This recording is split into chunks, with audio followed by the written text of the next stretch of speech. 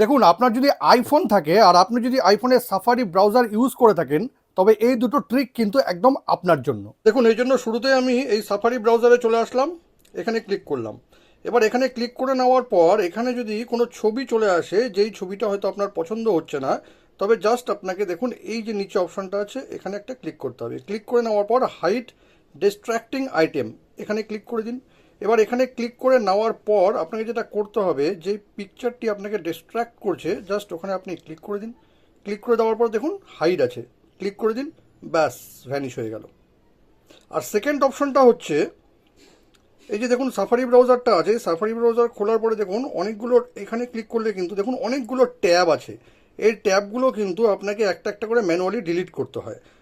এবার এটাকেও কিন্তু আপনি কাস্টমাইজ করে নিতে পারবেন। এই জন্য আপনাকে চলে আসতে হবে ফোনের সেটিংয়ে আসার পর এখানে লিখে দিন সাফারি।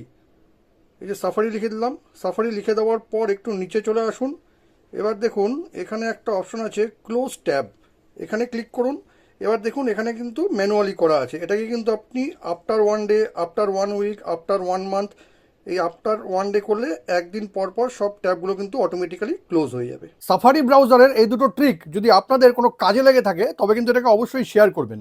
আর এরকম নতুন নতুন ইনফরমেটিভ ভিডিও পেতে প্লিজ সাবস্ক্রাইব আমার চ্যানেল সাবজেক্ট সম্রাটকে। Thank you.